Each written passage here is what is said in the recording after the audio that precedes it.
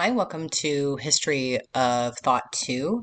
And today we're going to be talking about Stuart Hall, and we're going to be sort of continuing our discussion about the culture industry and mass culture from a Marxist perspective. So the last time you guys read Horkheimer and Adorno, and they kind of leave us at this really depressing thought, right? Um, that we're sort of manipulated by the culture industry, and that we're all not just cultural dupes, lured by these surface pleasures of mass culture under capitalist cultural industries, but that we're also kind of aware of what's going on, but we just don't do anything about it. Um, but Hall is going to give us a little bit more, and other thinkers have sort of in the Marxist tradition have pushed against Adorno and Horkheimer, and say, obviously popular culture, mass culture can reinforce the dominant system and reinforce sort of the capitalist system, especially because almost all mass culture now is commodities that are bought and sold in the capitalist system. That there's really no sort of outside of that system in terms of cultural production.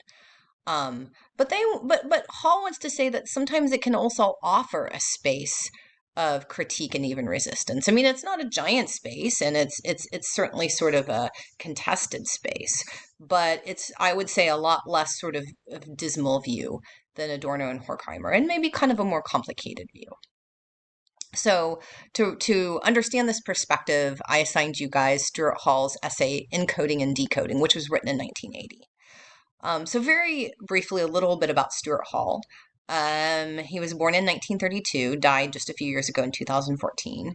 Stuart Hall was a British cultural theorist, political activist, and famous sociologist of the media.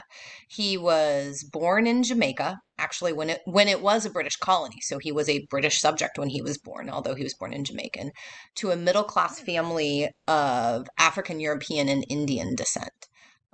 He identified himself as sort of Black British or Afro Caribbean British, but like a lot of middle class families in British colonial Caribbean, his family was, I guess today, what we would call sort of biracial or mixed.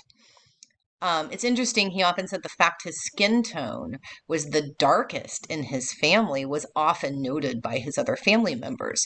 And this claims that he had a profound effect on his worldview and his decision later to study what he did. He moved to the mainland United Kingdom for university study, where he did his graduate work at Oxford in English literature. And he's part of a kind of this large migration of Afro-Caribbeans to Britain in the immediate years after World War II. In Britain, they're often called the Windrush generation after kind of the first ship of migrants that came in. But, we often think about sort of Black culture and sort of the diaspora of Black culture as being sort of in the Americas. But, this is just a reminder that there's a very large Black British population, Black French population, with different kind of cultural origins, and sort of cultural traditions. And this is what Stuart Hall is coming out of, is this Afro-Caribbean British tradition. He abandons, though, his British literature studies, so he doesn't go on and get a PhD. He just gets a master's in British literature. And you can imagine studying British literature in sort of the 50s and 60s would have been very traditional, right?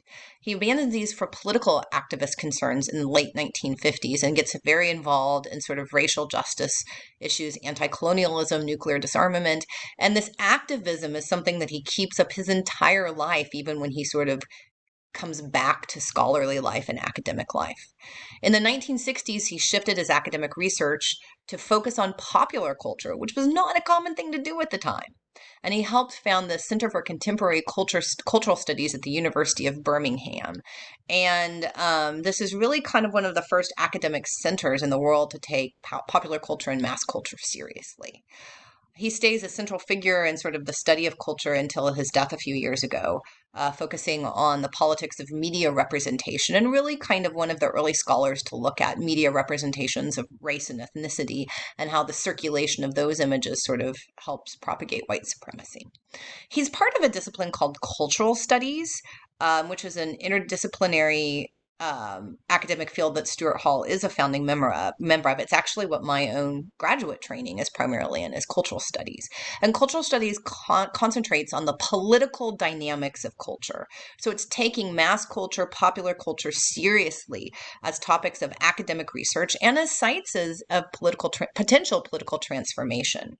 So really, it's looking at how culture relates to wider systems of power within a society. So how categories and constructions like class, nation, race, ethnicity, gender, sexual orientation, gender identity circulate and operate through culture and through mass culture.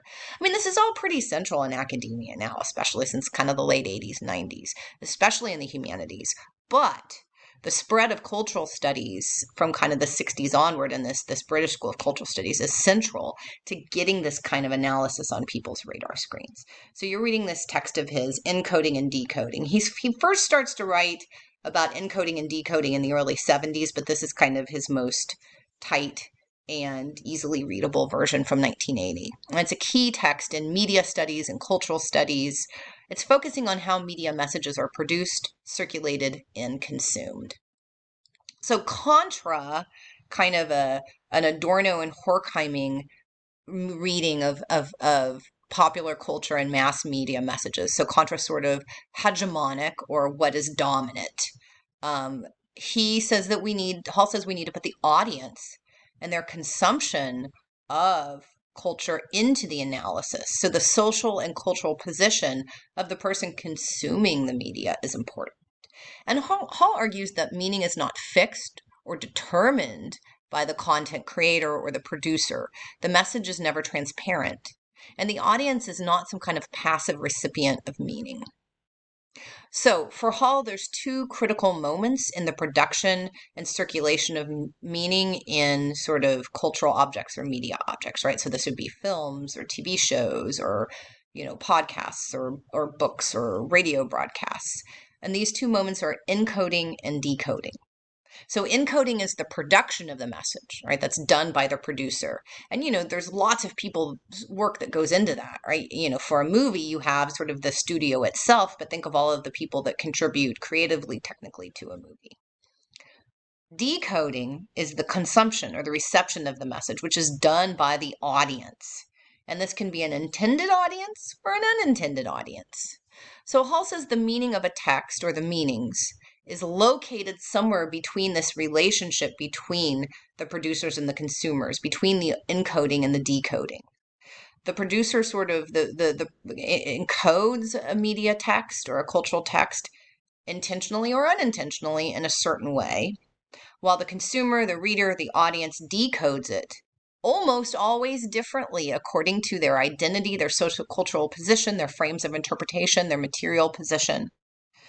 Right? So contra Adorno and Horkheimer, we're thinking kind of homogeneity, increasing sameness in mass culture means that sameness is sort of being translated into how we consume them, how we decode them. And Hall is saying, no, you have to take all of these things into account, the position of that consumer, and they're going to interpret things in many different ways. So Hall posits sort of three hypothetical positions for decoding for the reader or the consumer of a mass media text. So these are obviously, this doesn't encapsulate everything, but these are kind of, conceptually what he sees. One is a dominant or hegemonic reading, where the reader fully shares the text codes and messages and accepts and reproduces the preferred reading. And in such a position, the code seems natural or transparent. And this really is what Adorno and Horkheimer, that's the world that they're in, right? Where there's kind of a fixed set of messages in the text, and that readers are sort of kind of passively consuming that. And maybe not passively, maybe they're kind of aware of what's going on, right? We're complicit in our own manipulation, but there's not a lot of wiggle room.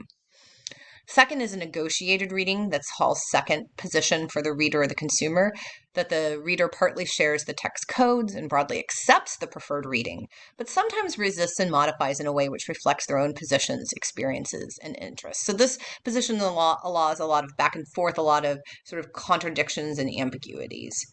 A third is an oppositional or a counter-hegemonic reading.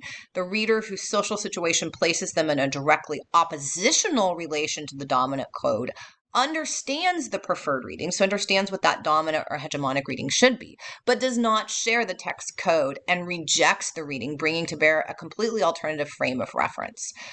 So, for example, you could think of when watching a television commercial produced on behalf of a political party that you always vote against.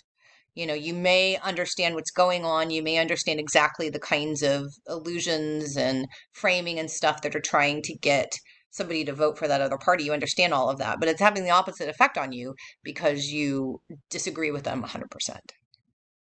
Right. And for Hall, he's going to say that most consumption of mass culture is a negotiated reading. That we're sort of accepting a lot of the text, the codes and the framing and that, and sort of the dominant ideologies underpinning that media object. But there's some contradiction. There's some ambiguity. We're not 100% accepting it. There's things we're like, Or like, yeah, I see that differently. Or it's kind of a back and forth. There's slippages. So Hall calls this process of media communication a complex structure in dominance. And I want to think a little bit about when we talk what he means by this. What's he saying both about the power of kind of the hegemonic meanings produced in mass culture, the power of what Adorno and Horkheimer are identifying, because they are identifying something that exists and it's powerful, right? Adorno and Horkheimer. But also what's sort of the relationship between the Adorno and Horkheimer view and the interpretive work that the audience can engage in. So again, he calls media systems complex structures and dominance. And so there's a term a sort of term in semiotics, which we won't get into in this class, but there's this idea of polysemy, that, that the capacity for a sign, such a word, a phrase, or a symbol, to have multiple meanings, usually kind of related meanings.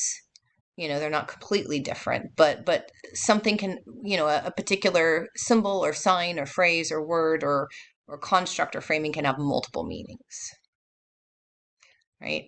And so there can be sort of gaps, slippages, reinterpretations between the intention of the producers of a media object and the meanings individuals derive from media products, right? That the fact that, one sign can have multiple meanings, right? I mean, think of an American flag. What does that mean? What are the, does that constitute sort of, you look at a flag, you see a flag in let's say a political ad. Is that sort of supporting one party? Is it supporting the other party? Is it supporting, sort of right-wing notions of freedom? Is it supporting left-wing notions of freedom? Is it supporting leftist, centrist? Right? That one symbol can be so full of all different kinds of meaning. And if you see a political candidate wearing a American flag pin, if you agree with that candidate, the way that you interpret that is going to be very, very different than if you disagree with that candidate, right? So, does the fact that, all signs can have multiple meanings, polysemic meanings, there's a multiplicity of meanings in one sign, and the fact that we're all kind of always doing this negotiated reading, does that mean we have sort of endless freedom and endless possibilities of meaning? No, right? Right? Does consumption of media text give us lots of possibilities to counter hegemonic meanings, for new possibilities, for sort of emancipatory politics? No. I mean, Hall's still a Marxist. You always have to look at the material conditions and power structures, right? He's saying, yeah, there is a culture industry, and there's a profit motive in sort of creating the content of culture industry products. Right? And they're going absolutely to be creating stuff that is trying to be broadly appealing and to make lots of money and probably sort of reinforces dominant ideologies in society because that's what's going to sell. Right? And you have to look at sort of the power structures of the media and who's benefiting from selling all this crap. Absolutely. But He's saying this is really about the interplay between these hegemonic, these dominant forces, and these potential openings that we get because meaning isn't set, because we can read a text differently, right? Because there can be multiple interpretations, because, something can be read very differently by one person or one group of people than others. So he says on page 98 that we really need to think of the system as dominant, but not determined. And I think Adorno and Horkheimer are very much determined. He says, quote, any society culture tends, with varying degrees of closure, to impose its classifications of the social, culture, and political world. These constitute a dominant cultural order, though it is neither univocal nor uncontested. The different areas of social life appear to be mapped out into discursive domains, hierarchically organized into dominant or preferred meanings. New, problematic, or even troubling events, which breach our expectations and run counter to our common sense constructs, to our taken for granted knowledge of social structures, must be assigned to their discursive domains before they can be said to make sense. The most common way of mapping them is to assign the new to some domain or other of the existing maps of problematic social reality. We say dominant, not determined, because it is always possible to order, classify, assign, and decode an event with more than one mapping. But we say dominant because there exists a pattern of preferred readings, and these both have the institutional, political, ideological order imprinted in them and have themselves become institutionalized. So, contra sort of Adorno and Horkheimer, that negotiated and even oppositional readings, decodings, can recirculate and maybe even sort of influence people and maybe even create space for critically pushing back against dominant ideologies and maybe themselves become dominant, not often. It demonstrates, though, the political importance of culture, of mass culture, popular culture as a political space where meanings can be negotiated and renegotiated. I think a really, kind of interesting example of this comes from a colleague of Stuart Hall, Paul Gilroy, who's another member of kind of Black British cultural studies. It's sort of an encoding, decoding example. And in the 1980s, there was a big attempt by the Conservative Party, kind of the right of center party in Britain, to woo minority voters. In the British context, it should be noted that there had been kind of this, just in the United States, a racializing of crime and the media image of criminals. Stuart Hall himself in the early 70s wrote a book called Police in Crisis, where he identifies how people of Afro-Caribbean descent and other political people of color had been sort of represented as criminals in media representations of crime, and that there's this kind of moral panic in Britain in the 70s that arose about muggings. And the criminals were typically represented and perceived as men of Afro-Caribbean descent, like Stuart Hall. So that's kind of the background. But just a few years later, in the 1980s, the Conservative Party in Britain, right, the party of Margaret Thatcher, which was in power, wanted to get more people of color to join the party. So they came up with the following ad campaign. And it's kind of really an interesting one, right? Labor says he's black, but we say he's British.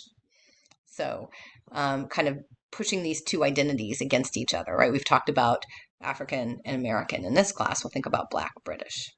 So Paul Gilroy, who was a colleague of Stuart Hall, says one reading of this, one decoding, is a kind of one nation, one people. You can imagine looking at this. And it's kind of an ideology of what we would say today, colorblindness, or as Gilroy says, quote, the poster states that the category of citizen and the formal belonging which it bestows on its black holders are essentially colorless, right? That's kind of one reading. You could say that's maybe the intended construction, that's the intended encoding, right? And we can critique the idea of colorblindness, but, from we're interpreting this from what was encoded and what was decoded. But Gilroy says that this is one reading, right? That the meaning is multiple, that this particular sign has multiple meanings, and that that both people of color and other groups could decode it quite differently based on this historical context of the mugging moral panic in the 1970s and identifying, Black men as sort of the primary perpetrators. Gilroy says, quote, "The slightly too large suit worn by the young Black man, with its unfashionable cut and connotations of a job interview, conveys what is being asked of the Black readers as the price of admission to the colorblind form of citizenship promised by the text. Blacks are being invited to forsake all that marks them as culturally distinct before real Britishness can be guaranteed. National culture is present in the young man's clothing, isolated and shorn of the mugger's key icons, a Tihosi cat and Rastafarian dreadlocks. He is redeemed by his suit, the signifier of British civilization. The image of a Black youth as a problem is thus contained and rendered assimilatable. The wolf is transformed by his sheep's clothing." Right. So, one sort of reading, that kind of hegemonic reading, is that of the colorblind society. Oh, look, we don't see you as Black, we see you as British. Right. And again, we might sort of talk about why that's problematic, but that's probably the hegemonic reading. But there's these other readings too, right, that are even more sort of problematic. But you can imagine, white people in Britain sort of reading it like, yeah, okay, that's really, exemplary of kind of the unemployed Black guy looking for a job, right? Like, we know all Black people are unemployed, you know. But also too, there's kind of this critical reading that Black people can sort of critique what's being asked of them by this, right? They're sort of their sort of cultural traditions and sort of cultural markers are asking, sort of to be removed through assimilation. So you can kind of see how one text has all of these multiple ways of being interpreted, some sort of reinforcing hegemonic ideologies like color blindness or even like racist ideologies, but also the way that it can be read to sort of see through what's going on and to sort of see kind of some of the racism embodied in the campaign itself. So in other words, media texts and images, as Hall says, are polysemic, and multiple kinds of encodings and decodings are possible in the same text. But, what's kind of the ultimate outcome, we could ask, of this particular media message? To shore up support from all members of the working class, Black and white, for the Conservative Party in Britain, which is heavily invested in pro-capitalist ideas and policies, right? So think of the larger dominant system that it's in. And so, in the American context, you can think of a particular example you had an article about for this topic that we're going to read is the blockbuster Marvel superhero film, Black Panther. You're going to be reading an article from The Atlantic written by Newkirk called The Provocation and Power of Black Panther. So, is Black Panther as a film a text that resists dominant ideas and narratives and creates sort of positive images of people of color, of Africa, and also sort of questioning colonial discourses and sort of racist views of Africa that have sort of persisted since the era of colonialism and imperialism? Or are there other readings of the text?